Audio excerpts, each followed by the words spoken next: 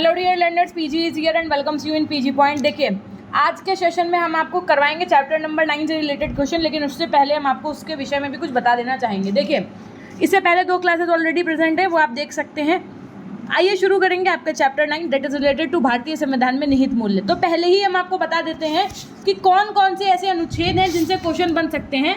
जैसे आपका अनुच्छेद 14, 15, 16, 17 और जितने आपके ये संविधान संशोधन हुए हैं, अनुच्छेद 44, अनुच्छेद 45, ये आपके इम्पॉर्टेंट अनुच्छेद हैं जहाँ से आपके क्वेश्चंस पेपर में बन सकते हैं। ठीक है, अच्छा, और आपके कहाँ से क्वेश्चन बन सकते हैं? तो जो आपकी संविधान में प्रस्तावना है ना, प्रीएम्बल, वहाँ से क्वेश्चन बन सकता है। तो इन चीज़ों को दिमाग में रख करके ही आप वहाँ पर जाइएगा, टिक करके आइएगा। लेकिन उससे पहले ही हम आपको कुछ चीज़ें बता देना चाहेंगे।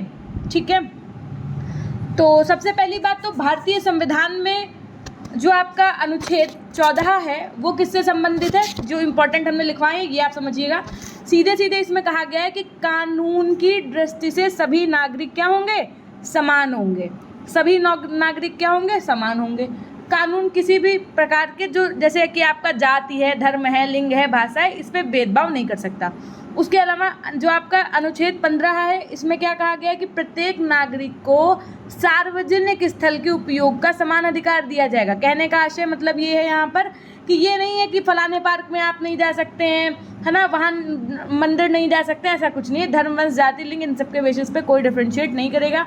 अनुच्छेद 16 जो है वो आपका संबंधित है प्रत्येक नागरिक सरकारी नौकरी पाने के समान अवसर दिए जाने चाहिए। ठीक है, 16 जो है वो सरकारी, 7 से 16 और 7 से सरकारी नौकरी से संबंधित, ऐसे याद रख लेना।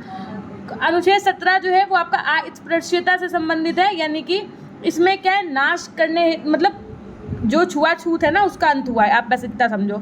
44वां जो संविधान है, 44वां जो संविधान है, 44वां जो अनुच्छेद है संविधान में, उसमें नागरिकों के साथ एक समान व्यवहार किया जाना चाहिए, ये बात कही गई है। जो आपका अनुच्छेद 45 है, इसमें कहा गया है 6 से 14 वर्ष तक के बच्चे और बालक और बालिकाओं को क्या है भैया, निःशुल्क और अनिवार्य शिक्षा का प्रावधान है। क्या कहा गया यहाँ पर? निःशुल्क। ये क्वेश्चन बन सकता है अनुच्छेद 45 वाला। ठीक है, अच्छा, इतनी बात समझने के बाद में कुछ शब्द हैं जो आपके यूज़ किए गए हैं प्रीएम्बल में भी और ऐसे पूरे संविधान में भी, जिनका अपना मीनिंग होता है। ठीक है, पहली बात तो मूल अधिकार का वर्णन कौन से अनुच्छेद में हुआ है, कहाँ से कहाँ तक? तो 12 से 35 अनुच्छेद तक आपका क्या है, मूल अधिकार का वर्णन किया गया है आपके संविधान में। 42वें संविधान संशोधन के अंतर्गत इसमें समाजवादी और धर्मनिरपेक्ष शब्द जोड़ा गया। क्वेश्चन पूछा जा सकता है, धर्मनिरपेक्ष शब्द और समाजवादी शब्द किस संविधान संशोधन के तहत जोड़ा गया? तो 42वें संविधान संशोधन के तहत जोड़ा गया। अब अगर क्वेश्चन आपसे पूछ दिया जाए कि धर्मनिरपेक्ष का मतलब क्या होता है, तो धर्मनिरपेक्ष का मतलब होता है कि कोई भी राज्य किसी भी धर्म को प्राथमिकता नहीं देगा। ठीक है, इतनी बात समझ में आई। समाजवादी का मतलब क्या होता है कि शासन जो है वो, जो आपका समाजवादी है उसका मतलब होता है शासन सभी भारतीय नागरिकों के उत्तम जीवन के लिए समाजवादी नीति को आत्मसात करेगा। प्रजातांत्रिक का मतलब क्या होता है? आपका एक शब्द आता है प्रजातांत्रिक। तो प्रजातांत्रिक का मतलब होता है जनता द्वारा शासन, या आप कह सकते हैं कि ऐसी शासन व्यवस्था तो जनता द्वारा चुने गए प्रतिनिधि के द्वारा चलाई जाएगी। ठीक है, प्रस्तावना जो थी, इनकी विशेषताएं क्या, जो आपके संविधान है इसकी जो प्रस्तावना है प्रीएम्बल, इसकी क्या विशेषताएं? तो सबसे पहली बात तो हम भारत के लोग का मतलब क्या था कि ये संविधान हम भारत के लोगों ने बनाया है। ठीक है, और किसी बाह्य शक्ति के द्वारा हम पर ये थोपा नहीं गया है कि अंग्रेजों ने हम पर थोप दिया, ऐसा कुछ नहीं है। ये संविधान हम लोगों ने बनाया है। संपूर्ण प्रभुत्व संपन्न लोकतांत्रिक गणराज्य बोला गया है। यहाँ पर लोकतांत्रिक शब्द का समझ रहे हो ना बात, कि जो भी सर्वोच्च शक्ति लोक में होगी वो जनता के द्वारा ही चुनी गई होगी, है ना। जनता ही क्या है, संप्रभु है। गणराज्य का मतलब क्या होता है कि भारत का जो सर्वोच्च अधिकारी होगा, वो राष्ट्रपति जो होगा, वो आपका जनता द्वारा निर्वाचित होगा। ठीक, कोई वंश परंपरा वाली सिस्टम नहीं चलेंगे कि हाँ राजा का बेटा ही राजा होगा, ऐसा नहीं है। लोकतंत्रात्मक मतलब जनता के द्वारा। ठीक, सामाजिक, आर्थिक और राजनीतिक न्याय से संबंधित चीज़ें कही गई हैं। धर्म और उपासना की स्वतंत्रता, बंधुत्व की भावना, धर्मनिरपेक्षता, समाजवाद, राज्य, ये सारा कुछ आपके प्रीएम्बल में कहा गया है। इतनी बात समझ में आ गई।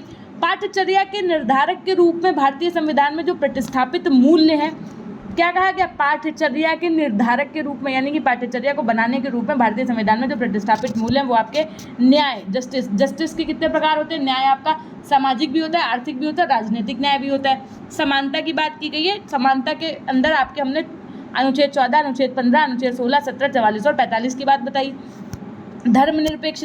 धर्मनिरपेक्षता शब्द याद रखिएगा, सेक्युलरिज्म, इस शब्द का प्रयोग सबसे पहले किसने किया था, सेक्युलरिज्म शब्द का प्रयोग सबसे पहले किसने किया था, तो जॉर्ज जैकब हॉलडेक ने किया था, ठीक। और ये किससे मिलकर के बना है, तो लैटिन भाषा के सेक्युलम शब्द से मिलकर के बना है। सेक्युलरिज्म जो है वो लैटिन भाषा के सेक्युलम शब्द से मिलकर के बना है और जिसका प्रयोग सबसे पहले जॉर्ज जैकब हॉलडेक ने किया था, ठीक है।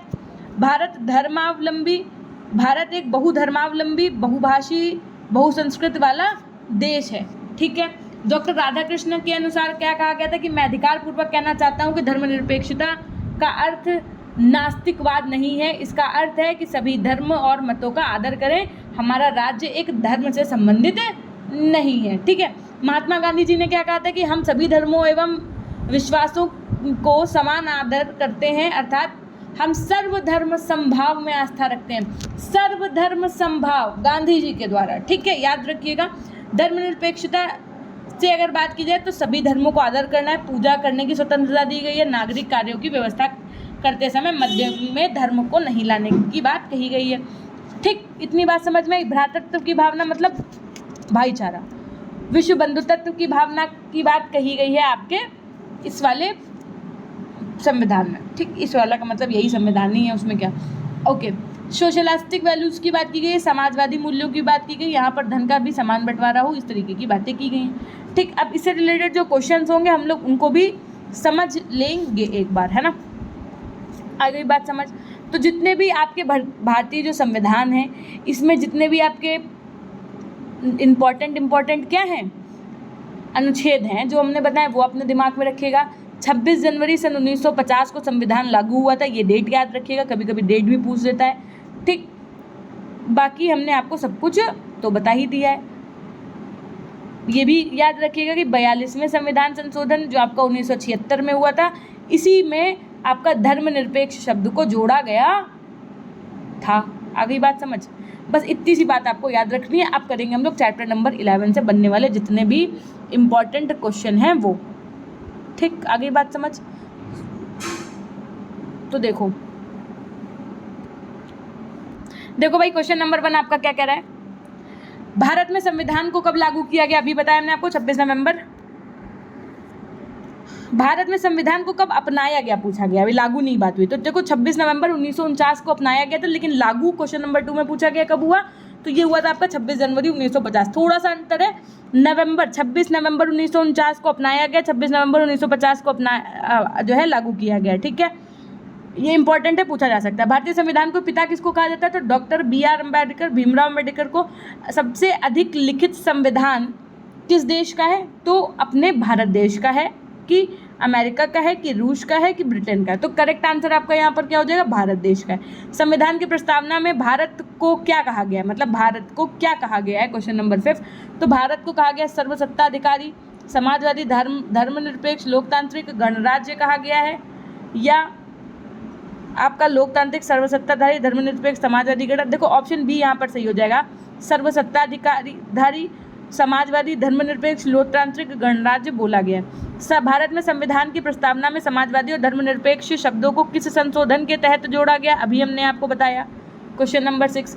तो 42वें संविधान संशोधन के तहत 1976 में भारत में संविधान की प्रस्तावना में समाजवादी और धर्मनिरपेक्ष शब्दों को जोड़ा गया। प्रस्तावना का वह प्रावधान जो सभी वयस्क नागरिक को मतदान का अधिकार प्रदान करता है, क्वेश्चन नंबर 7। तो प्रजातंत्र, जो प्रजातंत्र है ये सभी वयस्क नागरिकों को मतदान यानी कि राइट टू वोट का अधिकार देता है। उसके बाद में क्या, भारतीय संविधान की प्रस्तावना प्रीएम्बल ऑफ इंडियन कॉन्स्टिट्यूशन में जिन आदर्शों एवं उद्देश्यों की रूपरेखा दी गई है उनके आगे व्याख्या की गई है। क्या आगे व्याख्या की गई है, तो उसमें कहा गया कि मूल अधिकार राज्य के नीति निर्देशक तत्व, नीति निर्देशक सिद्धांत एवं मूल्य कर्तव्य में निहित है, ऐसे करके कहा गया है। उसके बाद में क्वेश्चन नंबर 9 क्या कह रहा है, भारत की संप्रभुता, एकता तथा अखंडता को अक्षुण्ण बनाए रखने के लिए तथा उनकी रक्षा करने का प्रावधान किया गया है, क्वेश्चन नंबर 9 ये किया गया प्रस्तावना में। भारतीय संविधान के किस भाग को उसकी आत्मा की आख्या प्रदान की गई है? तो आत्मा कहा जाता है आपके प्रियम्बल यानी प्रस्तावना को। ठीक, संविधान की प्रस्तावना में प्रयुक्त शब्द सेक्युलर का अर्थ क्या है? सेक्युलर अभी हमने बताया किससे मिलकर के बना, सेक्युलरिज्म, ये भी बताया ना, ये भी पूछा जा सकता है। तो सेक्युलर का मतलब होता है कि सभी नागरिकों को धर्म एवं उपासना की स्वतंत्रता है। क्वेश्चन नंबर 12 क्या कह रहा है? सबसे महत्वपूर्ण संकेत संविधान की प्रस्तावना से मिलता है जिससे नागरिकों को हर प्रकार का न्याय, विचार, कार्य स्वतंत्रता, समानता तथा भ्रातृत्व प्राप्त होगा। ये है पाठशालाओं एवं उच्च शिक्षा संस्थाओं ने इस संबंध में किया है। कौन से परिवर्तन किए गए हैं जिनके आधार पर मंथन किया जा सके? ये कथन किस प्रसिद्ध शिक्षाविद ने लिखा है? क्वेश्चन नंबर 12, ये कथन है आपके शिक्षाविद डॉक्टर वीपी लुल्ला जी का। ठीक है, next question,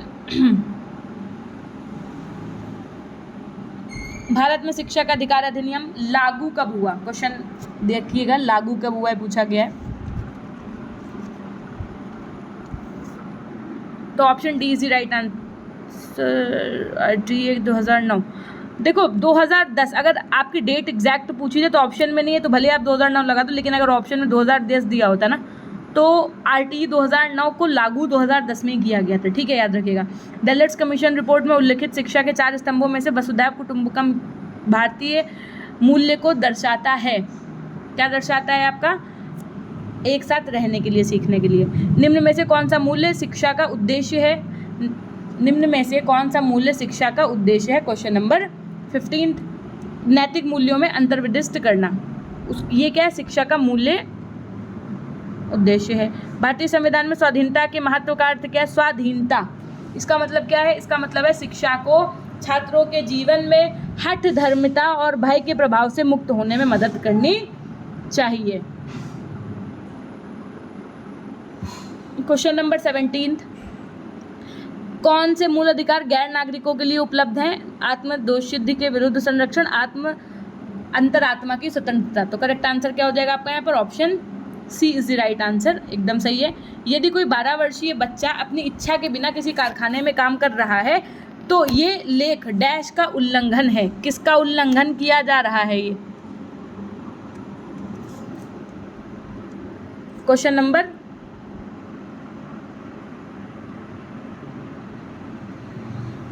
18, correct answer is option A, अनुच्छेद 23 और 24 का। ठीक, मौलिक अधिकारों के हिस्से के रूप में भारत का संविधान निम्नलिखित अधिकारों का है। तो समता और समानता का है। भारतीय संविधान में कितने मौलिक कर्तव्य दिए गए हैं? 11। पहले कितने ह्यूमन राइट्स थे, अब कितने ह्यूमन राइट्स हैं, ये बताइएगा। मानव अधिकार, फंडामेंटल राइट, ये बताना है आपको। संवैधानिक उपचार के अधिकार के तहत आता है क्या? तो मौलिक अधिकार। भारत में संविधान के निम्नलिखित लेखों में कौन सा शिक्षा का अधिकार प्रदान करता है? क्वेश्चन नंबर 22, तो प्रत्यय 12 प्रदान करता है। संविधान की प्रस्तावना में वर्णित विभिन्न मूल्यों का सही क्रम क्या है? क्वेश्चन नंबर 23, तो न्याय, स्वतंत्रता, समानता और बंधुत्व। लाइन से पूछा गया है तो ना, न्याय, स्वतंत्रता, समानता और बंधुत्व। ठीक है, निम्नलिखित में से कौन सा शब्द हमारे संविधान की प्रस्तावना में नहीं लिखा गया है? साम्यवादी, पंथनिरपेक्ष, संप्रभुता, समाजवादी। क्वेश्चन नंबर 24, ऑप्शन बी, साम्यवादी नहीं लिखा गया है। ठीक है, भारतीय संविधान में किस अनुच्छेद में कहा गया है कि कानून की दृष्टि से सभी नागरिक समान होंगे? ये बात आपके किस अनुच्छेद में कही गई है? अभी हमने आपको ये भी कहा था कि ये वाला अनुच्छेद भी इम्पोर्टेंट है। तो अनुच्छेद 14वां जो है, इसमें ये बात कही गई है कि कानून की दृष्टि से सभी नागरिक क्या हैं? समान होंगे। भारतीय संविधान के किस अनुच्छेद में इस बात पर जोर दिया गया है कि धर्म, वंश, जाति, लिंग, भाषा या प्रांत के आधार पर किसी भी व्यक्ति या सार्वजनिक स्थल के उपयोग से वंचित नहीं किया जाएगा? अभी अभी बिल्कुल करवाया हुआ क्वेश्चन 26, तो ऑप्शन बी 1 और 15 है ना। 15 में ये बात कही गई। कैसे याद रखोगे? कहते हैं ना कि ज़्यादा हमारे धर्म, हमारे वंश, हमारी जाति, हमारी लिंग, हमारी भाषा को लेकर के 3 5 ना करो, तो 1 5 ऐसे करके याद करो। मेरे बहुत ज़्यादा अच्छी ट्रिक नहीं आ रही दिमाग में, लेकिन ये याद कर लो ऐसे करके कुछ भी, है ना, क्योंकि ये क्वेश्चन बनने के पूरे चांसेस हैं। भारतीय संविधान में अनुच्छेद 17 सा से 17 और सा से अस्पृश्यता ऐसे करके। ठीक, तो छुआछूत, अस्पृश्यता से याद रखिएगा। तो करेक्ट आंसर क्या होगा? छुआछूत को बढ़ावा देना कानूनी अपराध माना जाएगा। पाठ्यक्रम निर्धारण में प्रयुक्त शब्द धर्मनिरपेक्षता के मूल्यों पर बल देता है। ये देता है आपके तार्किक नैतिकता पर बल, मनुष्य की मौलिक तथा सांस्कृतिक उन्नति पर प्राथमिक बल, उसके द्वारा सत्य की खोज पर बल। Option D is the right answer. पाठ्यक्रम निर्धारण में आधार बनाना चाहिए, किस चीज़ को आधार बनाया जाना चाहिए? क्वेश्चन नंबर 29, तो सर्वधर्म संभाव को बनाया जाना चाहिए। किसने कहा कि मैं अधिकार पूर्वक कहना चाहता हूँ कि धर्मनिरपेक्षता का अर्थ नास्तिकवाद नहीं है, इसका अर्थ है हम सभी धर्मों और मतों का आदर करें, हमारा राज्य किसी एक धर्म से संबंधित नहीं है। तो ये बात कही गई है किसके द्वारा? आपके doctor S Radhakrishnan, doctor Sarvepalli Radhakrishnan के द्वारा कही गई है। तो कैसे याद रखोगे कि जो लोग राधा और कृष्ण भगवान को मानते हैं वो नास्तिक नहीं होते हैं। ठीक, इस तरीके से याद कर लेना पूरा स्टेटमेंट। सर्वधर्म संभाव के संबंध में निम्न कथन किसका है? कि हम सभी धर्मों में विश्वास को समान आदर प्रदान करते हैं, अर्थात हम सर्वधर्म संभाव में आस्था रखते हैं। Question number 31। So here is the correct answer is yours. Option C, Mahatma Gandhi ji ने कहा है ये बात। महात्मा गांधी जी का नाम आ जाए और सर्वधर्म संभाव आ जाए तो याद रख लेना कि यही आंसर सही होगा। भारतीय संविधान में निहित स्वतंत्रता का अधिकार हमें प्रदान करता है कौन? तो ये करते हैं संगठन एवं दल बनाने का अधिकार मिलता है, समूचे देश में निर्बाध भ्रमण करना, सीरीज बात, आप पूरे देश में कहीं भी घूम सकते हैं, आप अपना कोई दल बना सकते हैं, प्रत्येक नागरिक को अपनी संस्कृति और हम अपने ढंग से अपने आप से अपने फेस्टिवल्स को सेलिब्रेट कर सकते हैं। तो option D is the right answer. शिक्षा के लक्ष्य से संबंधित मूल्य कौन कौन से हैं आपके? संकुचित सामाजिक दृष्टिकोण का विकास करना, सामाजिक नैतिक एवं आध्यात्मिक मूल्यों का विकास करना, राजतांत्रिक व्यवस्था का विकास करना, उत्पादकता को सीमित करना। Question number 33। तो ऑप्शन यहाँ पर ए सही होगा, सामाजिक नैतिक एवं आध्यात्मिक मूल्यों का विकास करना। सामाजिक दृष्टिकोण के विकास से बालकों में किन गुणों का विकास होता है? Question number 34। सहयोग, संवेदनशीलता, अनुशासन, इन सभी का विकास होता है। निम्न में से किस आयोग का मानना था कि सभी छात्रों के लिए किसी न किसी प्रकार की सामाजिक एवं राष्ट्रीय सेवा को शिक्षा में अनिवार्य किया जाना चाहिए? तो कोठारी आयोग का ऐसा मानना था कि सभी छात्रों को यानी सभी बच्चों को किसी न किसी प्रकार की सामाजिक और राष्ट्रीय सेवा को शिक्षा में अनिवार्य किया जाना चाहिए। किसने कहा था? कोठारी आयोग ने कहा था। निम्न में से कौन सा मूल्य भारतीय संविधान में निहित नहीं है? Question number 36। तो नक्सलवाद नहीं है भैया निहित। भारतीय संविधान में निहित समाजवाद किन सिद्धांतों पर आधारित होता है? क्वेश्चन नंबर 37 बताइए। तो लोकतांत्रिक पर। उसके बाद में क्या है? भारतीय संविधान में उल्लेखित संवैधानिक मूल्य धर्मनिरपेक्षता के संबंध में कौन सा तथ्य गलत है? Question number 38। तो यहाँ पर आपका करेक्ट आंसर हो जाएगा प्रत्येक व्यक्ति को एक धर्म में आस्था रखना अनिवार्य है। भारतीय संविधान का अनुच्छेद 28 किससे संबंधित है आपका? अनुच्छेद 28 किससे संबंधित है आपका? ये संबंधित है विधि के समक्ष समता। 28 किससे संबंधित है? विधि के समक्ष समता से। मूल्य वह है जो मानव इच्छाओं की तुष्टि करे। मूल्य क्या है? जो मानव इच्छाओं की तुष्टि करे। ये बात अर्बन के द्वारा कही गई। आदर्शवादी दार्शनिकों ने मूल्यों की संज्ञा बताई है क्या? तो मूल्यों की गुडनेस, ट्रुथ, ब्यूटी, सत्यम शिवम सुंदरम। आदर्शवादियों का क्या मानना था? सत्यम शिवम सुंदरम, इसकी संज्ञा प्रदान की है इन्होंने। सत्यम शिवम सुंदरम ये तीनों मूल्य व्यक्ति आध्यात्मिक गतिविधियों से संबंधित है। Question number 42। तो ये यहाँ पर आपका क्या हो जाएगा? क्रियात्मक, ज्ञानात्मक, भावात्मक, इन तीनों से आधुनिक मनोवैज्ञानिक दृष्टिकोण के अनुसार किसकी प्राप्ति ही मूल्य है? लक्ष्य की प्राप्ति ही मूल्य है आपका। ठीक है। उसके बाद में समाजशास्त्रियों के कथनों के आधार पर मूल्य की उपयुक्त भाषा कौन सी है? तो मूल्य वे मापदंड है जो किसी समाज में उपलब्ध वैकल्पिक साधनों एवं लक्ष्यों में से उपयुक्त साधन एवं लक्ष्यों को चुनने में सहायता करते हैं तथा मानव व्यवहार का निर्धारण करते हैं। ठीक। नेक्स्ट चैप्टर जो है वो आपका क्या है? एक्टिविटी बेस्ड लर्निंग, गतिविधि आधारित पाठ्यक्रम से संबंधित। ठीक है। अब देखिए चाहे वो आपके जॉन डीवी हो, चाहे वो आपके राधा कृष्णन हो, चाहे वो आपके महात्मा गांधी हो, ये सभी एक्टिविटी बेस्ड करिकुलम पे जो है फोकस्ड थे। क्यों?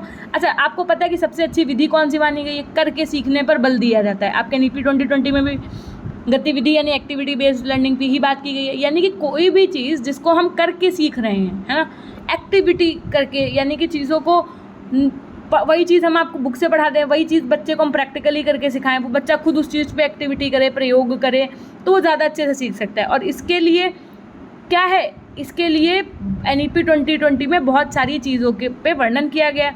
जैसे आपके जो महात्मा गांधी थे, इन्होंने क्या किया था? सर्वांगीण शिक्षा होनी चाहिए बच्चों को जब भी पढ़ाया जाए तो उन्हें बचपन से ही क्या किया जाए? इंटीग्रेटेड तरीके से पढ़ाया जाए ताकि बच्चे का पूरा विकास हो सके, सर्वांगीण विकास का मतलब उसका नैतिक विकास भी हो सके, शारीरिक विकास में आपका जैसे बॉडी पार्ट्स हो गए, हाथ पैर कान है ना, और आपका गर्दन, मतलब हर उसकी हाइट का, उसके वेट का, हर चीज़ का विकास हो सके। गांधी जी के अनुसार शिक्षा स्वयं में जीवन द्वारा दी गई शिक्षा है, ये बात भी कही थी इन्होंने, है ना। तो बच्चे का क्या हो, जिस ताकि एक्टिविटी बेस्ड लर्निंग होगी तो बच्चे का जो विकास है वो भी कैसे होगा, संपूर्ण तरीके से होगा। टैगोर ने भी, जो आपके रविन्द्रनाथ टैगोर थे, इन्होंने भी अपना क्रिया विधि या आप कह सकते हैं गतिविधि पर ही बात की, और इन्होंने एक डेफिनेशन दी थी अपनी कि छात्रों के सम्मुख विद्यमान यथार्थ वस्तुओं के संपर्क से उनके अवलोकन तथा तर्क शक्ति का विकास होता है। ये कथन किसका है, टैगोर का है। इन्होंने इस चीज़ का समर्थन किया है, ठीक। इन्होंने मतलब बुकिश जो चीज़ें होती हैं ना, विषय केंद्रित, इन पे ज़्यादा फोकस नहीं किया है। जो आपके रूसो थे, इन्होंने अगर पूछा जाए कि इनमें से गतिविधि आधारित पाठ्यक्रम से संबंधित कौन था, 4 ऑप्शन दे दिया है, रूसो और जॉन डेवी और आपके राधाकृष्णन, तो आप सब लगा करके आएंगे। रूसो जो थे, इन्होंने किसकी बात की थी, तो बाल केंद्रित गतिविधि आधारित शिक्षा की भूमिका पर जोर दिया था, इस चीज़ से रिलेटेड बात की थी अपने टाइम पे, ठीक। रूसो जो थे, इन्होंने बालक की कुछ अवस्थाओं के बारे में भी पाठ्यक्रम निर्धारित किया था, जैसे जन्म से 5 साल के लिए बच्चे का करिकुलम अलग होना चाहिए, 5 to 12 ईयर्स तक का जब बच्चा हो तो उसके लिए अलग करिकुलम हो, 12 to 15 ईयर्स का हो तब अलग उसके लिए मतलब सिलेबस हो, उसके अलावा 15 वर्ष से जब 20 वर्ष का बच्चा हो तो उसके लिए अलग एजुकेशन हो, प्रौढ़ शिक्षा का अलग, स्त्री शिक्षा का अलग, इस तरीके से इन्होंने बातें की थी। जॉन डीवी है, इनकी पुस्तक है, किसमें एक्टिविटी बेस्ड लर्निंग की बात की गई है, ये आप कमेंट सेक्शन में बताइएगा। जॉन डीवी ने बहुत अच्छी बातें कही थी एक्टिविटी बेस्ड लर्निंग पे, पढ़ोगे तो आगे तुम्हारे ही काम आएगा, इसके बदले जो सीखते रहोगे तुम्हारे काम आता रहेगा, ये भी क्या है, जॉन डीवी का सिद्धांत है एक तरीके का आपका, है ना। Yes, very good. जिन बच्चों ने कहा डेमोक्रेसी एंड एजुकेशन, तो डेमोक्रेसी एंड एजुकेशन नामक जो पुस्तक है वो किसकी थी, तो जॉन डीवी की थी। अब इससे रिलेटेड जो आपके क्वेश्चंस होंगे वो कर लेते हैं। चैप्टर नंबर 10, प्रश्न संख्या 1 आपका, पढ़िए और बताइए।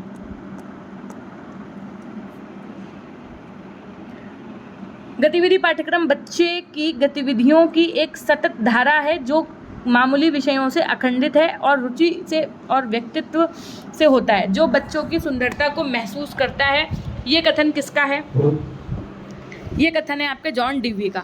नेक्स्ट क्वेश्चन, गतिविधि आधारित पाठ्यक्रम पर विशेष बल किस दृष्टिकोण से दिया जाता है, तो ऑप्शन कौन सा सही हो जाएगा आपका, आर्थिक विकास, सामाजिक विकास या फिर दोनों, तो करेक्ट आंसर हो जाएगा आपका दोनों। गतिविधि आधारित पाठ्यक्रम के जनक कौन है, जनक की यदि बात की जाएगी तो आप आर्मस्ट्रॉन्ग लगा करके आएंगे। एक्टिविटी बेस्ड लर्निंग के जो जनक थे वो आपके कौन थे, तो आर्मस्ट्रॉन्ग थे। बच्चा कंफ्यूज हो जाता है, वो जॉन डीवी लगा के चलाता है। गतिविधि आधारित अधिगम का क्या अभिप्राय है, तो इसका मतलब है कि जहाँ छात्र निष्क्रिय श्रोताओं के रूप में बैठने के बजाय सीखने के अनुभव में सक्रिय रूप में भाग लें, वही आपका गतिविधि आधारित कहलाता है। गतिविधि केंद्रित पाठ्यक्रम की वकालत किसने की, ये वकालत की थी जॉन डीवी ने। गतिविधि आधारित पाठ्यक्रम की संकल्पना का उदय कब हुआ, 1633 में हुआ। ज्ञान क्रिया का परिणाम है क्योंकि ज्ञान अनुभव से प्राप्त होता है एवं अनुभव क्रिया से। ये कथन किसका है, ये कथन है आपके जॉन डीवी का। इन्होंने कहा कि ज्ञान क्रिया का परिणाम है। ड्यूवी, तो डू का मतलब क्या होता है, डू का मतलब होता है करना, करना मतलब कोई काम ही तो करोगे और क्या करोगे, क्रिया से ऐसे करके याद रखोगे, और जब कोई काम करोगे तो आपको क्या होगा, अनुभव प्राप्त होगा उससे, ठीक है, ओके। और क्या होगा, ज्ञान प्राप्त होगा, ऐसे करके कनेक्ट कर सकते हो। जॉन डीवी से प्रेरित होकर गतिविधि आधारित पाठ्यक्रम चलाया गया, लागू किया गया कहाँ पे, ये हुआ था आपका पुणे एसपीएम माध्यमिक विद्यालय में। पुणे एसपीएम माध्यमिक विद्यालय में गतिविधि आधारित पाठ्यक्रम किस नाम से चलाया जाता था, क्वेश्चन नंबर 9, ये चलाया जाता था आपके अंतर विषयक कार्यक्रम के उससे। निम्नलिखित में से किन बिंदुओं के आधार पर जॉन डीवी ने पाठ्यक्रम को क्रिया या गतिविधि आधारित पाठ्यक्रम का नाम दिया,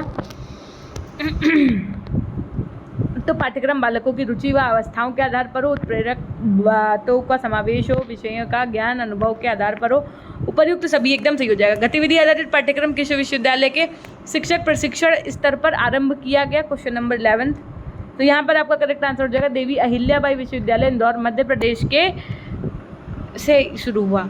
देवी अहिल्याबाई विश्वविद्यालय इंदौर में किस सन में गतिविधि आधारित पाठ्यक्रम प्रशिक्षण आरंभ हुआ? क्वेश्चन नंबर 12, ये हुआ आपका 1991 में। एक्टिविटी बेस्ड करिकुलम में प्रमुख गतिविधियाँ कौन कौन सी, कितनी प्रमुख गतिविधियाँ हैं? तो 8 प्रमुख गतिविधियाँ। गतिविधि आधारित पाठ्यक्रम से संबंधित निम्नलिखित में से कौन सी गतिविधि है? क्वेश्चन नंबर 14, तो खेलकूद गतिविधि, सांस्कृतिक गतिविधि, भ्रमण गतिविधि, उपरोक्त सभी सही हो जाएगा। विद्यालय द्वारा आयोजित साहित्यिक गतिविधियों का अंग क्या है? वाद विवाद, कवि सम्मेलन, भाषण या फिर ये सभी? करेक्ट आंसर आपका यहाँ पर क्या हो जाएगा? Option D. स्कूल में की जाने वाली कौन सी गतिविधि छात्रों के संवेदनात्मक विकास में सहायक है? Question number 16, option B is right answer. पाठ आधारित नाटक प्रदर्शन। देखिए, मैं आपको बीच में एक बात ये बोल देना चाहूँगी कि जिन बच्चों ने पेपर 3 के MCQs लिए थे ना, वो लोग अच्छे से सारे MCQs कवर अप करके जाइएगा, ठीक। पहले बात, एक बार आप अपनी पूरी PDF को, उसके MCQs को ज़रूर पढ़ लीजिएगा, ये वाली क्लास कर लीजिएगा जो है सारी, बस और कुछ नहीं, ठीक।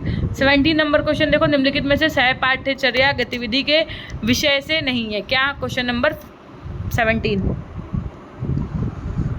तो सह पाठ्यक्रम गतिविधि बच्चों की बौद्धिक क्षमता को नुकसान पहुंचाएगी। एक शिक्षिका एक नया पाठ शुरू करने से पहले अपने शिक्षार्थियों को मज़ेदार गतिविधि में शामिल करती थी। इस गतिविधि का उद्देश्य क्या है? तो इसका उद्देश्य क्या है कि शिक्षार्थियों को प्रेरित और सक्रिय कर दें, बच्चों को एक्टिव कर दें और बच्चों को मोटिवेट कर दें। बच्चे के लिए खेल का महत्व क्या है? क्वेश्चन नंबर 19,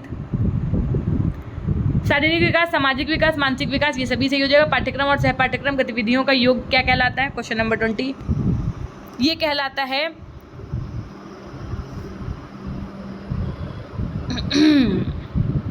योगात्मक मूल्यांकन।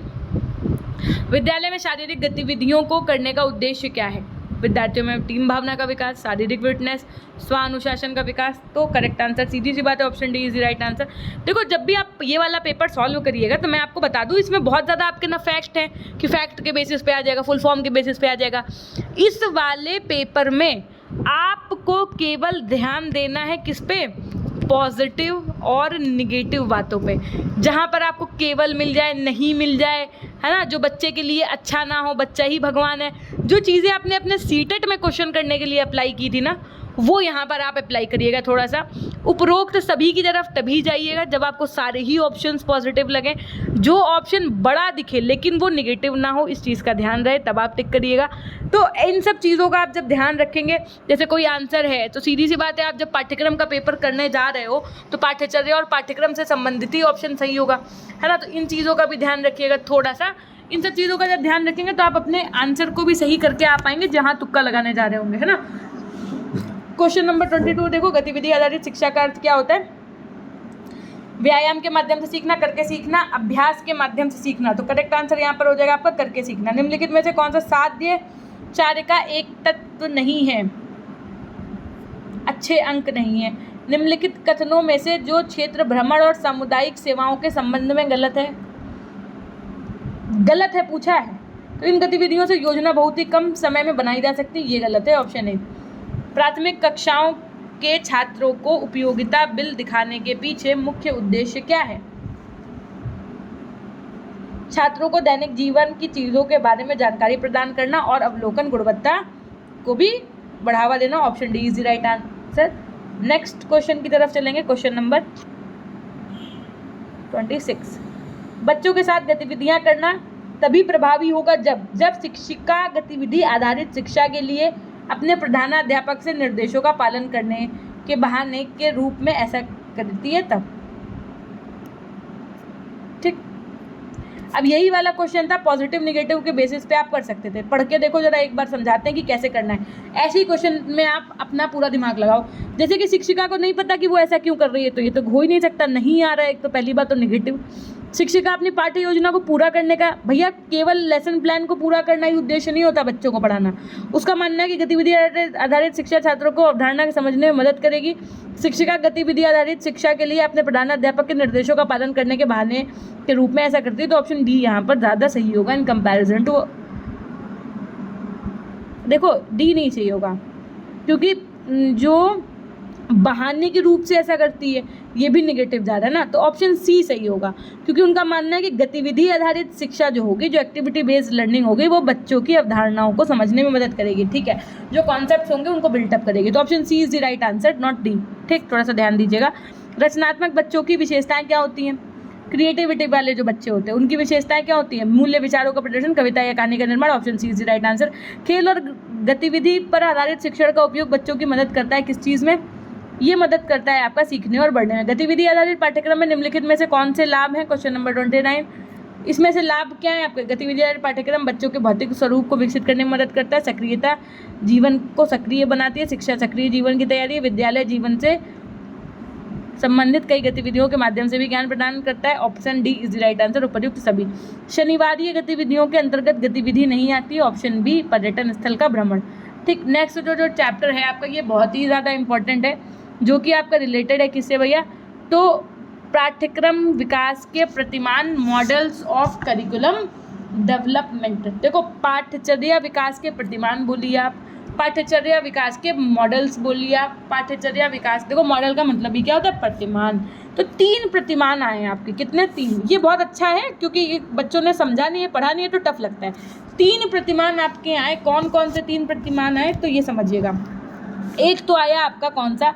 सेलर अलेक्जेंडर लेविस का।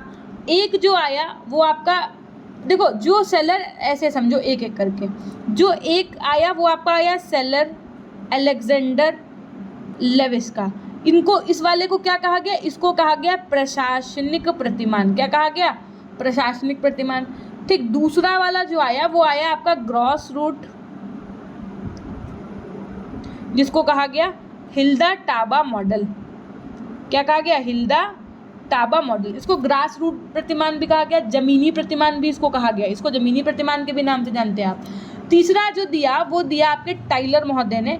टाइलर महोदय का पाठ्यचर्या विकास मॉडल या प्रदर्शन, इसको जो टाइलर वाला आया इसको प्रदर्शन प्रतिमान कहा गया। तो देखो बात समझो, पाठ्यचर्या विकास के लिए कितने प्रतिमान हैं, कितने मॉडल्स हैं? तो मैम 3, कौन कौन से हैं? हमने कहा पहला सेलर अलेक्जेंडर एवं लेविस का प्रशासनिक पाठ्यचर्या मॉडल आया, दूसरा आपका ग्रॉस रूट हिल्दा टाबा मॉडल आया, तीसरा आपका टाइलर का पाठ्यचर्या विकास का मॉडल, या इसको आप प्रदर्शन प्रतिमान कहेंगे, ये आया, ठीक।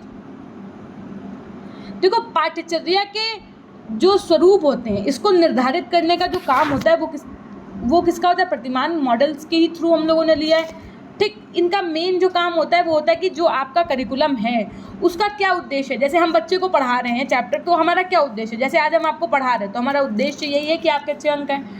हमारे पढ़ाने की प्रक्रिया क्या है, हम किस जो जैसे कि बच्चे को पढ़ा रहे हैं तो उस समय किस परिस्थिति में किन विधियों को अपना करके पढ़ाएंगे, ये सब चीज़ें आपके प्रतिमान में ही डिसाइड हो जाती हैं, ठीक। इतनी बात समझ में आई? तो इसी वजह से जो पाठ्यचर्या प्रतिमान होता है इसको हम लोग 3 भागों में विभाजित कर देते हैं। कौन कौन सा 3 भाग? एक तो उद्देश्य का मूल्यांकन प्रतिमान, दूसरा प्रक्रिया प्रतिमान, और तीसरा आपका परिस्थिति प्रतिमान। उद्देश्य जो प्रतिमान होता है वो व्यवहारिक मनोविज्ञान से आपका जुड़ा हुआ होता है। पाठ्यचर्या के प्रक्रिया प्रतिमान में प्रक्रिया को महत्वता दी जाती है, ठीक। जो आपका पाठ्यचर्या की परिस्थिति का प्रतिमान होता है इसके अंतर्गत शिक्षा एवं पाठ्यचर्या को मान्यता दी जाती है, ठीक है। ये पूरा सिस्टम एनालिसिस यानी प्रणाली विश्लेषण पर डिपेंड होता है, ठीक है। अभी हमने आपको बताया 3 प्रतिमान के विषय में। कौन कौन से 3 प्रतिमान नाम बताया अभी हमने आपको? सेलर अलेक्जेंडर एंड लेविस और ग्रास रूट, और आपका हिल्दा टाबा जिसे ग्रास रूट भी कहते हैं। टाइलर का कौन सा था भैया? प्रदर्शन, ठीक। अच्छा, तो हर एक स्कूल में भैया जो पढ़ाई होती है वो करिकुलम के बेसिस पे ही होती है, पाठ्यचर्या ही नहीं होगा तो कैसे पढ़ाओगे बच्चों को? जब एक टीचर को यही नहीं पता होगा, अगर आपके बीएड में यही नहीं पता होता कि सेमेस्टर प्रणाली चलेगी तो आप कैसे पेपर देने जाते, क्या ही कर पाते? तो सब कुछ ही इंपॉर्टेंट होता है, टीचर भी, स्कूल भी, कम्युनिटी भी, सब। सबसे पहले हम बात करेंगे आपके हिल्दा टाबा मॉडल की। किसकी? हिल्दा टाबा मॉडल की बात करेंगे। हिल्दा टाबा मॉडल में आपको सिर्फ और सिर्फ चरण याद रखने हैं। इन्होंने जो बातें की, यानी कि हिल्दा टाबा ने पाठ्यचर्या विकास निर्माण के कुल कितने चरण बताए? 7। ये 7 चरण आपको एज इट इज सीक्वेंस से 7 याद कर लेने हैं। पहला इन्होंने कहा, किसने, हम हिल्डा टाबा की बात कर रहे हैं, ग्रास रूट बोल दो आप या जमीनी प्रतिमान बोल दो, ठीक।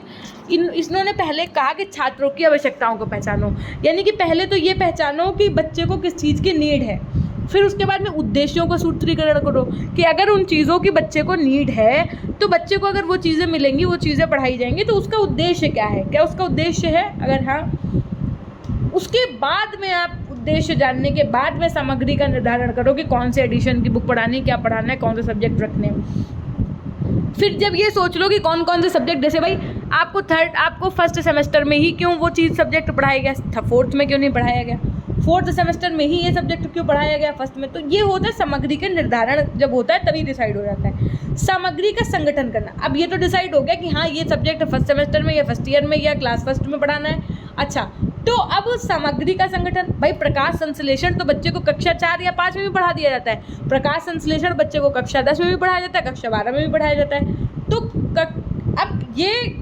जो आपका पाठ्यक्रम की सामग्री होगी इसका संगठन करना, फिर उसके बाद में अधिगम अनुभव का निर्धारण करना, अधिगम अनुभव का संगठन करना और क्या और कैसे का निर्धारण करना, ये आपके 7 चरण थे, किसके, हिल्डा टाबा के पाठ्यचर्या के विकास के, जिसको आप जमीनी प्रतिमान या ग्रास रूट मॉडल भी कहते हैं। होप सो कि आपको इतनी बात समझ में आ गई होगी, ठीक। उसके बाद में अगर मैं सर अलेक्जेंडर एवं लेविस के बात करूं, जो इनका मॉडल आया, जो इनका प्रतिमान आया, इसको प्रशासनिक पाठ्यचर्या मॉडल भी कहा गया। क्या कहा गया, प्रशासनिक पाठ्यचर्या मॉडल भी कहा गया।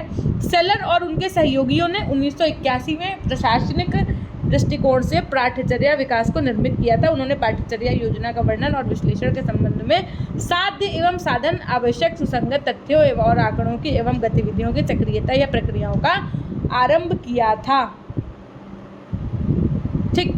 फिर उसके बाद में आपका टाइलर का आया, और टाइलर का जो पाठ्यचर्या विकास मॉडल था या पाठ्यचर्या विकास प्रतिमान था, इसको हम लोगों ने प्रदर्शन प्रतिमान का। क्वेश्चन ऐसे भी पूछ सकता है कि प्रदर्शन प्रतिमान किसने दिया, तो टाइलर महोदय ने दिया। क्वेश्चन पूछ ले प्रशासनिक प्रतिमान किसने दिया, तो सर अलेक्जेंडर और लेविस ने दिया। क्वेश्चन पूछ ले ग्रास रूट प्रतिमान या ग्रास रूट मॉडल किसने दिया, तो हिल्डा टाबा ने दिया, ठीक।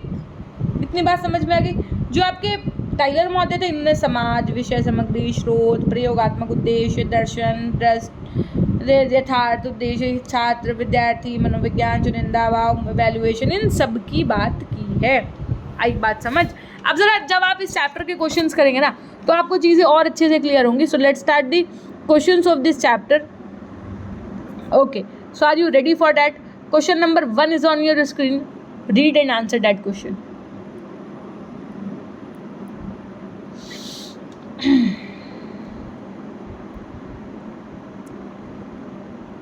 प्रतिमान का अर्थ क्या है पूछा गया है.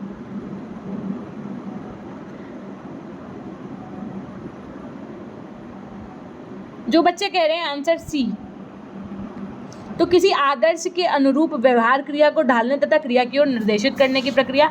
प्रतिमान विषय, वस्तु, व्यक्ति अथवा क्रिया को ऐसा परिकल्पनात्मक और या कार्यात्मक रूप. Option C is the right answer. पाठ्यक्रम प्रतिमान का अर्थ निम्नलिखित में से क्या है? पाठ्यक्रम प्रतिमान का मतलब करिकुलम मॉडल.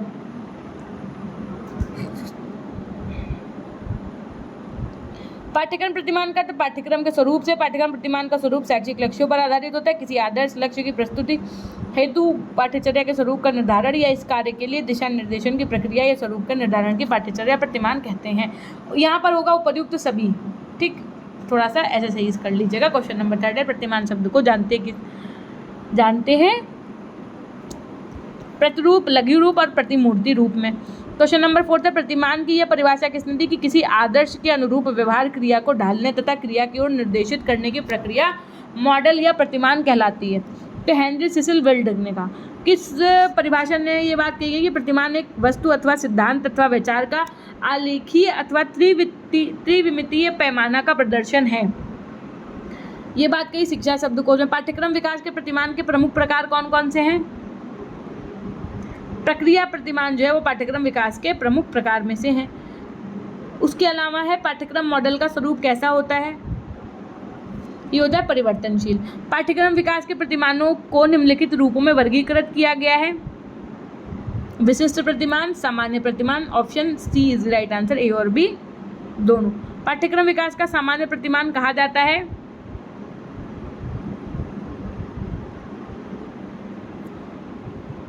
पाठ्यक्रम विकास का सामान्य प्रतिमान कहा जाता है। शिक्षकों द्वारा आवश्यकताओं के अनुरूप सामान्य रूप से पाठ्यक्रम का विकास कर लिए जाने के पाठ्यक्रम विकास को सामान्य प्रतिमान कहा जाता है। अन्य संबंधित अभिकरणों द्वारा आवश्यकता के अनुरूप सामान्य रूप से पाठ्यक्रम को विकास को सामान्य प्रतिमान कहा जाता है। अन्य संबंधित घटकों के सहयोग के आवश्यकता अनुसार सामान्य रूप से कर लिया जाता है। Option D is right answer here. Question number 10 है, उत्पाद प्रतिमान को कहा जाता है क्या? तो उत्पाद प्रतिमान को लक्ष्य प्रतिमान भी कहा जाता है। परिणाम आधारित मॉडल निम्न में से किस मॉडल के आधार पर कार्य करता है? परिणाम आधारित मॉडल, समझिएगा बात को, ये परिणाम आधारित, तो हिल्डा टाबा मॉडल। पाठ्यक्रम का विकास करते समय सामान्य प्रक्रिया में किसका अनुसरण नहीं किया जाता था? क्वेश्चन नंबर 12, विषय वस्तु के पूर्व परीक्षण द्वारा मूल्यांकन न करना, इसका अनुसरण नहीं किया जाता था। क्वेश्चन नंबर 13 देखो, पाठ्यक्रम विकास के प्रतिमानों का प्रतिपादन निम्न में से किसने किया? पाठ्यक्रम विकास के प्रतिमानों का प्रतिपादन निम्न में से किसने किया? Hilda Taba, W Tyler, Oliva PF या फिर उपर्युक्त सभी।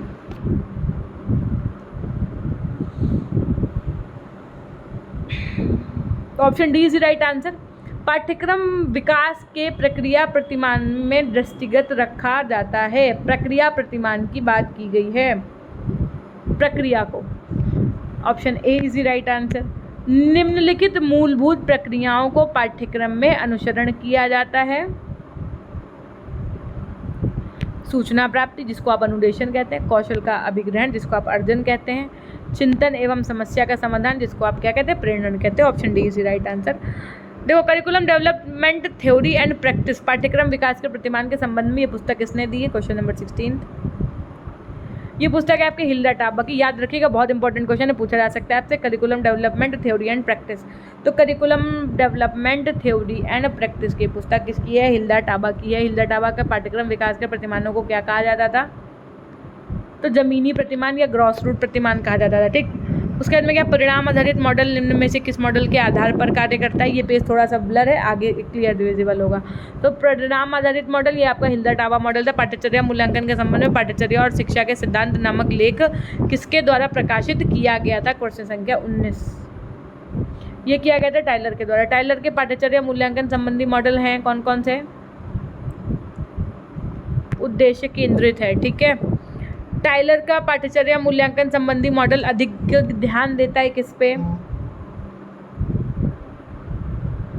इन उद्देश्यों की प्राप्ति पर और पूर्व निर्धारित उद्देश्यों की रूपरेखा पर, संभावित छात्रों के व्यवहार पर, इन सभी पर। पाठ्यचर्या मूल्यांकन के संबंध में टाइलर का मॉडल कब प्रतिपादित किया गया था? Question number 22। 1949 में। प्रदर्शन प्रतिमान कक्षा कक्ष में निम्न में से कौन सी क्रियाएं करता है? इसमें स्पष्टीकरण, प्रदर्शन, उदाहरण, प्रयोग तथा कोई वस्तु कैसे कार्य करती है इसको बताया जाता है। प्रदर्शन का कार्य करना, प्रमाणित साक्ष्य प्रदान करता है। Option D is right answer. Hilda Taba का मॉडल प्रतिमान किस विधि पर आधारित था? ये बहुत अच्छा क्वेश्चन है, बहुत बहुत बहुत ज़्यादा अच्छा क्वेश्चन, हो सकता है पूछ भी लिया जाए। आगमन विधि। आगमन विधि क्या थी आपकी? कहो इसी तरह पूछ ले आपसे कि उदाहरण से नियम की तरफ, तब दिमाग लगाते रहो यार ये कौन सी थी, निगमन थी क्या आगमन? तो इसलिए हमने दोनों ही बता दिया, क्योंकि एग्जामिनर क्वेश्चन बहुत अच्छे तरीके से सेट कर रहा है आजकल घुमा घुमा के। टाबा ने पाठ्यचर्या विकास के लिए कितने चरण बताएं? अभी बिल्कुल करवाया। सातों के नाम भी याद करके जाना, कभी भी पूछ सकता। मान लो यही पूछ दिया कि तीसरा चरण कौन सा है, तो ये तो आप तभी बता पाओगे ना जब आपने चारों स्मरण में होंगे। तो 7 दिए थे। निम्नलिखित कथनों पर विचार कीजिए और इसका आंसर आपको कूट के अकॉर्डिंग कथन के हिसाब से देना है। Question number 26। तो निम्नलिखित कथनों पर विचार करें। परिणाम आधारित मॉडल शिक्षण या मूल्यांकन पर विशेष बल नहीं देता है। इस मॉडल को डॉन कोचक और पॉल वैगन ने विकसित किया था। परिणाम आधारित मॉडल टाबा मॉडल का ही प्रतिरूप माना जाता है। Okay, option D is right answer here. Question number 27 की तरफ चलेंगे। निम्नलिखित में से कौन कौन शिक्षक आकर्षण के प्रतिमान हैं? तो परिवर्तन के प्रति प्रतिरोध को पराभूत ओआरसी करने का प्रतिमान, प्रारंभिक विकास प्रतिमान, व्यवस्था तंत्र या सिस्टम प्रतिमान, उपर्युक्त सभी सही हो जाएगा। पाठ्यक्रम मूल्यांकन का समानता आकर्षकता प्रतिमान द्वारा विकसित किया गया था। क्वेश्चन नंबर 28 रॉबर्ट स्टैक सही हो जाएगा। पाठ्यक्रम के CIPP मॉडल, CIPP का फुल फॉर्म बताइएगा कमेंट सेक्शन में। निम्नलिखित में से कौन सा विश्राम के परस्पर संवादात्मक माध्यम पर आधारित है? प्रक्रिया पर। निम्न में से कौन सी पाठ्यचर्या मूल्यांकन के प्रतिमान में छात्र समाज और विषय से पाठ्यचर्या और विषय से पाठ्यचर्या के उद्देश्य प्राप्त होते हैं? तो ऑप्शन उद्देश्य सौदेबाजी प्रतिमान, option C is right answer. निम्नलिखित में से किस मॉडल में डेमोक्रेटिक डिसीजन की न्यूनतम संभावना है? तो option B is right answer, jumping model. Elliot Eisner पाठ्यक्रम मूल्यांकन मॉडल के अनुसार पाठ्यक्रम का मूल्यांकन कैसे किया जाना चाहिए? इलियट आइजनर, इसकी सुंदरता और कलात्मक गुणों के आधार पर किया जाना चाहिए। रॉल्फ टाइलर, देखो आर टाइलर पूछा गया था, पूरा नाम पूछ दिया जाएगा तो याद रखिएगा, रॉल्फ टाइलर नाम है इनका।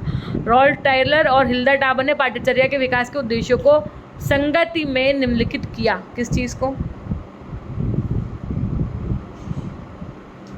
तो ज्ञान अर्जन, बौद्धिक कौशल, कौशल की अध्ययन बातें, इन सभी को। क्वेश्चन नंबर 34 देखिए क्या कह रहा है कि डैश के पूर्वगामी के रूप में मानव की व्यवस्था के रूप में तैयार और निर्देशित किया जाता है।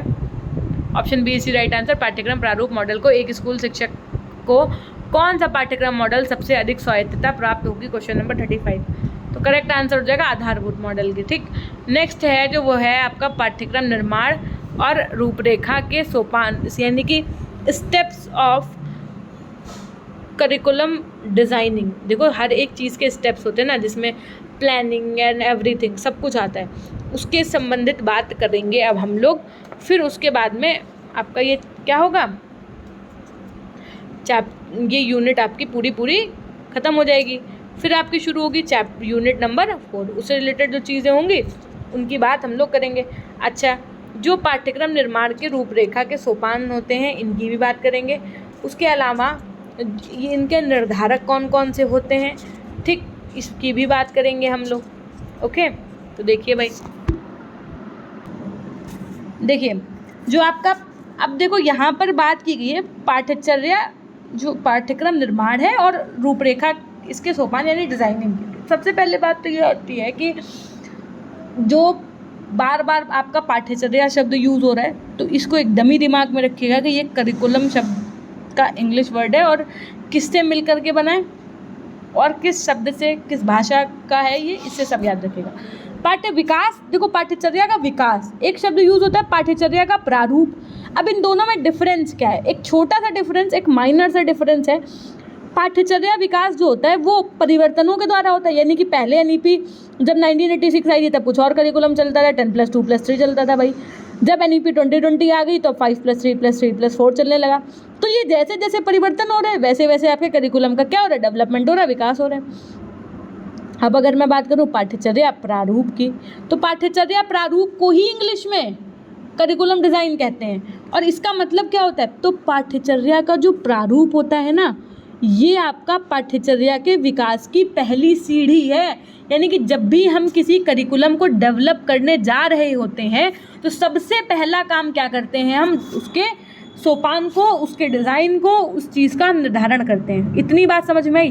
पाठ्यचर्या के जो टाइप होते हैं वो बहुत सारे होते हैं, लेकिन जो मुख्य होते हैं वो आपके 3 होते हैं, 3 से 4 कह सकते हैं। एक तो आपका सबसे जो प्रसिद्ध है वो है बाल केंद्रित प्रारूप, विषय केंद्रित प्रारूप और समस्या केंद्रित प्रारूप। ठीक, अच्छा, कुछ चीज़ें ऐसी हैं जो आपके कह सकते हैं कि पाठ्यचर्या प्रारूप का जो वर्गीकरण हुआ, अगर वर्गीकरण के बेसिस की बात की जाए कि पाठ्यचर्या प्रारूप का वर्गीकरण कितने बेसिस पे हुआ, तो भारतीय यानी कि इंडियन पाठ्यचर्या का प्रारूप आया, वेस्टर्न पाठ्यचर्या, वेस्टर्न करिकुलम का प्रारूप डिज़ाइन आया, फिर अति आधुनिक नवीन पाठ्यचर्या का प्रारूप आया तीसरा। ठीक, एकदम ही इस तरीके से भारतीय पाठ्यचर्या का जो प्रारूप आया उसमें उसके सामान्य रूप ही थे, विशिष्ट प्रारूप आए और अति विशिष्ट प्रारूप आए, जिसके तहत खेल कूद इन सब की चीज़ें, रुचि जिज्ञासा के अनुसार बच्चे को पढ़ाओ एंड ऑल, ये सब बातें की गई।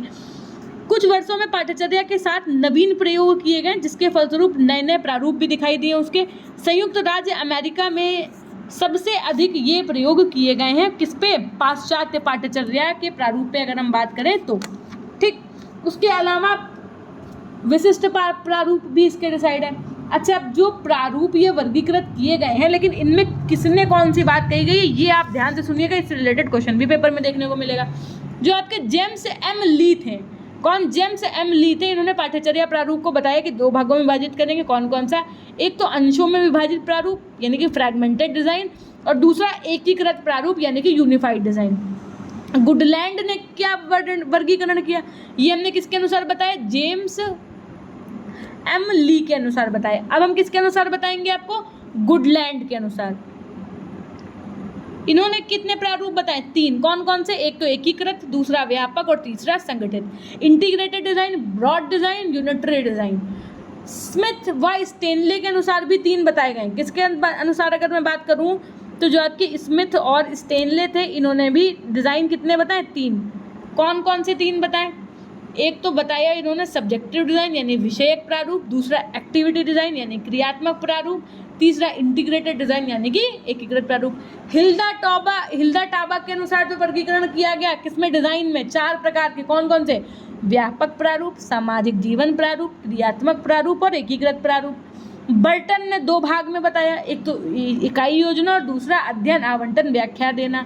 हैरिक का वर्गीकरण जो था वो 3 से नहीं 4 प्रकार में है, विषयक प्रारूप, व्यापक प्रारूप, समस्यात्मक प्रारूप, आवश्यकता पर आधारित प्रारूप। ठीक, इतनी बात समझ में आ गई होगी, होप सो, है ना। अब इससे रिलेटेड जो आपके क्वेश्चंस होंगे वो कर लेते हैं, फिर उसके बाद में चलेंगे हम लोग नेक्स्ट चैप्टर की तरफ। So are you ready for that? Question number 1 देखिए, किसी भी देश की पाठ्यचर्या बनाने के लिए महत्वपूर्ण पहलू क्या है?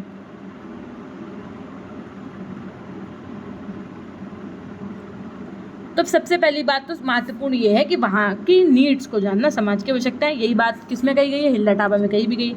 कक्षा क्रम निर्माण में कक्षा के स्तर के अनुसार सामग्री को विभाजित करने का कार्य प्राप्त होगा सामग्री के वर्गीकरण के द्वारा।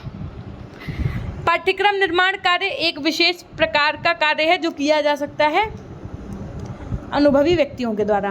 किसी महान विद्वान ने पाठ्यक्रम प्रक्रिया की विस्तृत विवेचना की है, वो कौन है? डी.के. व्हीलर। महान विद्वान डी.के. व्हीलर ने अपनी किस पुस्तक में पाठ्यक्रम प्रक्रिया की विस्तृत विवेचना की है? ये की करिकुलम प्रोसेस में। डी.के. व्हीलर के अनुसार पाठ्यक्रम संरचना के कितने सोपान या कितने पद हैं? डी.के. व्हीलर की अगर बात की जाएगी तो 5। व्हीलर के अनुसार पाठ्य संरचना के सोपान या चरण हैं: शैक्षिक उद्देश्यों का निर्माण, निर्धारित उद्देश्यों की प्राप्ति हेतु उपयुक्त अधिगम अनुभव का चयन, अधिगम अनुभवों को प्रस्तुत करने के लिए उपयुक्त अंतर्वस्तु का चयन। Option D is the right answer. पाठ्यचर्या विकास के सोपान एक दूसरे से इस प्रकार प्रभावित हैं कि इन्हें अलग नहीं किया जा सकता। इन्हीं तथ्य को ध्यान में रखकर व्हीलर महोदय ने पाठ्यक्रम की संरचना प्रक्रिया को माना है। तो क्या माना है? वृत्ताकार माना है। पाठ्यक्रम निर्माण में निम्नांकित सोपानों का अनुसरण किया जाता है: परिस्थितियों का विश्लेषण करना, उद्देश्यों की पहचान तथा उनका चयन करना, पाठ्यवस्तु का चयन एवं व्यवस्था करना। Option D is right answer. आधुनिक शिक्षा शास्त्रियों का मत है कि सोपानों का स्वरूप सामाजिक परिस्थितियों पर निर्भर होता है। सामाजिक प्रक्रिया बदलने से शिक्षा तथा पाठ्यक्रम का प्रारूप भी बदलता है। इसलिए पाठ्यक्रम निर्माण का प्रमुख सोपान कौन कौन सा है? तो परिस्थितियों का विश्लेषण करना। व्हीलर ने अपनी पुस्तक करिकुलम प्रोसेस में पाठ्यचर्या विकास की कितनी प्रक्रियाओं को स्वीकार किया है? 5। पाठ्यचर्या विकास प्रक्रिया की प्रथम अवस्था है शैक्षिक आवश्यकताओं का निर्धारण। पाठ्यचर्या विकास का अंतिम सोपान क्या है? मूल्यांकन। पाठ्यचर्या समाज में कलात्मक ढंग से परस्पर रहने के लिए बच्चों के प्रशिक्षण का शिक्षकों के पास एक साधन है। Question number 14 option C D हुई।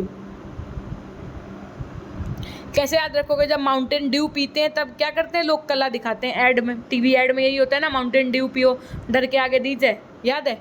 पाठ्यचर्या विकास से संबंधित निर्माण प्रक्रिया को अपनाने से पूर्व सर्वप्रथम ध्यान देना चाहिए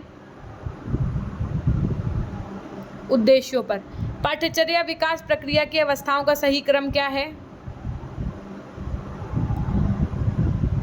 शैक्षिक उद्देश्यों का निर्धारण, विषय वस्तु का गठन, अधिगम अनुभवों का चयन और पाठ्यचर्या का मूल्यांकन। यही सही है, option A is the right answer. पाठ्यक्रम का प्रारंभिक चरण मुख्य रूप से किस पर आधारित होता है? डेटा संग्रह पर। शैक्षिक उद्देश्यों के निर्धारण में किसे प्रथम सोपान माना जाता है? पाठ्यक्रम को। पाठ्यचर्या के निर्माण में समाज की कौन सी प्रवृत्ति भूमिका निभाती है? धार्मिक संगठन। पाठ्यचर्या निर्माण की क्रिया संपन्न होने के बाद ये निरंतर चलने वाली प्रक्रिया है, ठीक। पाठ्यक्रम निर्माण के दौरान आंतरिक परिस्थितियों के विश्लेषण में किसकी भूमिका महत्वपूर्ण होती है? Option D is right answer, छात्र की, शिक्षक की, प्राचार्य की। सभी की पाठ्यचर्या निर्माणकर्ता अपने उपायों द्वारा भी आवश्यकताओं का निर्धारण कर सकता है। क्वेश्चन नंबर 22, सर्वेक्षण द्वारा और आंकड़ों के विश्लेषण के द्वारा, दोनों के द्वारा। निम्नलिखित कथनों पर विचार दीजिए और बताइए। क्वेश्चन नंबर 23, तो क्या हो जाएगा आपका? मूल्यांकन पाठ्यक्रम निर्माण का अंतिम सोपान है। मूल्यांकन एक गुणात्मक प्रक्रिया है। Option B is right answer. पाठ्यचर्या विकास प्रक्रिया में निम्नलिखित चरणों को क्रम अनुसार लगाना है, आपको लाइन से लगाना है भैया। सबसे पहले हम लोग क्या करते हैं? लक्ष्य, ध्येय और चयन करते हैं। उसके बाद में हम लोग अधिगम अनुभव का चयन करते हैं। उसके बाद में विषय वस्तु का चयन करते हैं। उसके बाद में अधिगम अनुभव का संगठन करते हैं। मूल्यांकन, option D is right answer here. पाठ्यचर्या मूल्यांकन का अर्थ संबंधित है किससे? ये संबंधित है उद्देश्य और विषय वस्तु से। शैक्षिक उद्देश्यों के निर्धारण में स्रोत की प्रकृति एवं विस्तार क्षेत्र की दृष्टि से निम्नलिखित वर्गों में से कौन सा स्रोत है?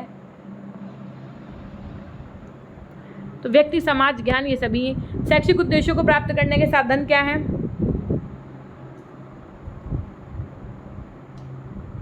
अधिगम अनुभव। शिक्षा वो है जो तथ्यों के विस्तृत हो जाने पर बची रहती है। ये कथन किसका है? व्हाइट हेड का। बर्टन द्वारा प्रस्तावित मानदंड के अनुसार अधिगम अनुभवों को निम्नलिखित में से कौन सी शर्तें पूरी करनी चाहिए? तो वह विद्यार्थी की दृष्टि में उद्देश्य प्राप्ति के लिए प्रयुक्त किए जाने के योग्य हो, शिक्षकों की दृष्टि में वह वांछनीय है, सामाजिक उद्देश्यों की ओर ले जाने वाला हो, उसका आयोजन विद्यालय व समाज में उपलब्ध साधन सुविधाओं के द्वारा किया जाने वाला संभव। उपरोक्त सभी सही हो जाएगा। पाठ्यक्रम विकास के निर्माण में तृतीय सोपान कौन सा है? देखो पूछ लिया गया ना भाई, तृतीय सोपान तो अंतर्वस्तु का चयन है। अंतर्वस्तु के चयन के मुख्य स्रोत क्या होते हैं आपके? समाज का व वर्तमान एवं संभावित स्वरूप और लोकतांत्रिक नागरिकता की भावी आवश्यकताओं के रूप में प्रणक्रिया। Option D is right answer. मूल्य आदर्श व्यवहार या मानक है जिन्हें संपूर्ण समाज या समाज का एक बड़ा भाग धारण किए हुए है। अंतर्वस्तु के चयन के स्रोत पोषित मूल्य के विषय में ये कथन है किसका? क्वेश्चन नंबर 32, ये कथन है भैया आपके जॉन के अनुसार कही गई। मूल्य आचरण को संगठित करने की प्रविधियां हैं। ये सार्थक सिद्धांत है जो मानव कार्यों को निवेशित प्रारूपों को प्रभाषक रूप में निर्देशित करते हैं। ये कथन किसका है? डॉक्टर एसपी कुलश्रेष्ठ का। किसने कहा कि अधिगम अनुभवों एवं अंतर्वस्तु संगठन ही पाठ्यक्रम प्रक्रिया के केंद्रीयभूत समस्या है? हैरिक और वाइटलर ने। जेम्स एमली के अनुसार पाठ्यक्रम संगठन के प्रकल्प हैं क्या? Option C is right answer. अंशों में विभाजित प्रकल्प, एकीकृत प्रकल्प। Option C is right answer. A and B both.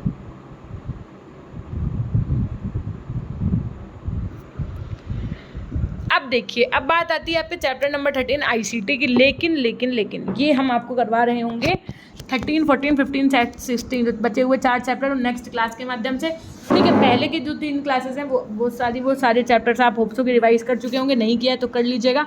अच्छा, एक बात याद रखिएगा, चैनल पर नए तो भैया सब्सक्राइब, लाइक। ये वीडियो बहुत मुश्किलों से बना पा रहे हैं। एक वीडियो इसका ख़राब हो चुका है जिसमें वॉइस नहीं है ना, दोबारा बनाना पड़ा। शेयर ज़रूर कर दीजिएगा।